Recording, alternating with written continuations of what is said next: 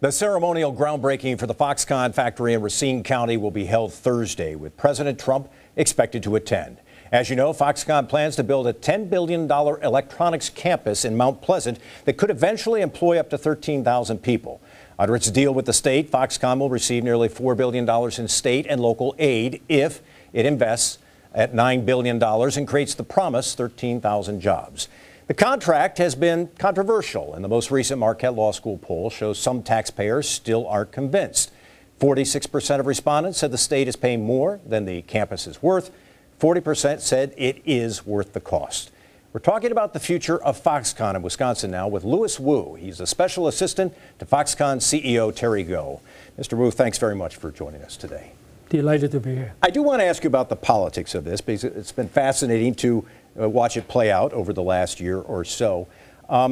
I saw an interview you did where you said you were a little frustrated at the reaction, but I'm wondering if you were surprised at the reaction of the state of Wisconsin, at the reaction of elected officials to this announcement, to this project. I am totally surprised. And why is that? Because I thought we are doing the good things. And I thought that creating 13,000 jobs, investing $10 billion to try to transform the traditional economic structure of a state of Wisconsin, I would imagine that that should be welcomed by everybody.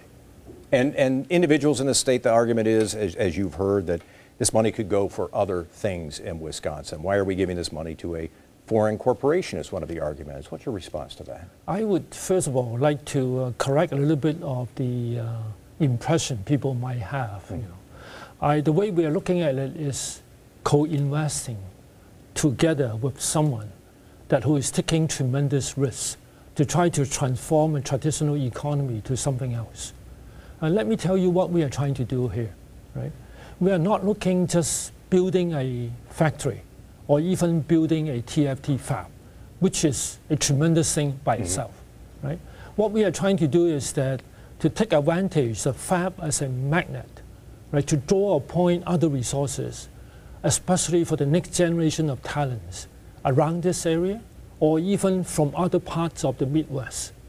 If you look at what we are seeing today, most of the young generation, especially talents in high technology, or talents in new business models, or talents in creativity or innovation, normally they were drawn to two parts of the United States of America.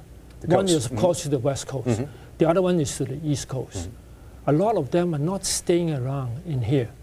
And the reason is very obvious. It's not because Wisconsin is not beautiful enough, right? It's not because the environment is not nice enough, right? It's not because it's not pristine enough. Why can't we, right, retain those talents? And in addition, to draw talents from other states to come to Wisconsin, right? So we see that as an opportunity. I have to ask you this question. I've had a number of the Democratic candidates for governor on this program. All have been critical of the deal. Some have even said they would try to stop the deal in its tracks through legal action or renegotiate the deal. What happens if, for example, Governor Walker is not reelected and you have one of these Democrats who you're now dealing with as Foxconn? What happens to the project? Well, I think, first of all, I do not deal with hypothetical questions. You know, as a businessman, it's very difficult for us to deal with that. But I think I would still continue to focus on what we can do and believe we do best. Right? We will continue on with the project to build a fab, to attract the people. So the way we look at ourselves, that we are really an enabler of creating jobs to attract talents. And we are the enabler to attract multiple investments for many people, in not only ourselves, but other companies that believe in this clause or believe in this cause. I think Terry and Governor Walker have this vision.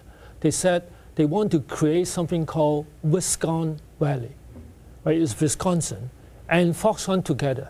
Right? It's provide similar to Silicon Valley, right? But it's taking advantage of the traditions of the work ethic here, the tradition of manufacturing here, to build something new.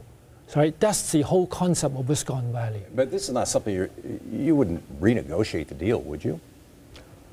I don't know. Hypothetical. Right? I don't know. Yeah. I mean, what would come as as we see what happens. Yeah. But we'll continue to do what we do. You know. Your plans Yeah. move forward regardless I of what think so. happens in the election. I think so. Okay. Yeah. I do want to talk about who's going to work at the plant, because as you currently envision it, a lot of people wondering what skill levels will be needed, what education levels will be needed. What can you tell us about who will be needed to work at that facility?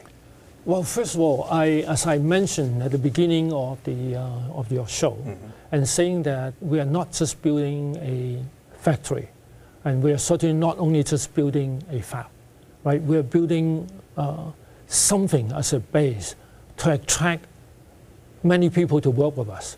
So we're building something like an ecosystem or a platform. So the way we're looking at the kind of people we are most likely to attract would be knowledge workers.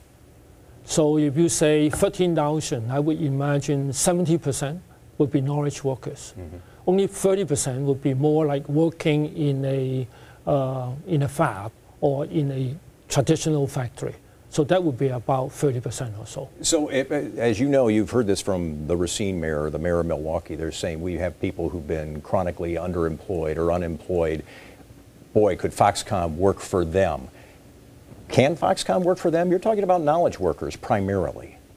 Well, again, if we are talking about a platform, an ecosystem, so it would not be just Foxconn providing new jobs.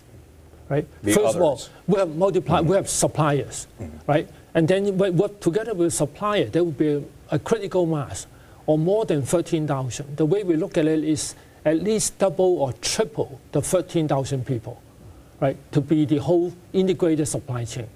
Now, to support 30,000 or 40,000 new employees or new workers, right, in this area, you would probably need another 10,000 or so, if not 20,000, to be in the supplying the services, the apartment, the restaurant, and things like that, hotel. So those would, you know, in a sense, would have all categories of employments, not only just knowledge workers. All right, we'll take a quick break. When we come back, we'll continue our conversation with Louis Wu. We'll talk about Foxconn's plan to dramatically cut the amount of water it will need from Lake Michigan.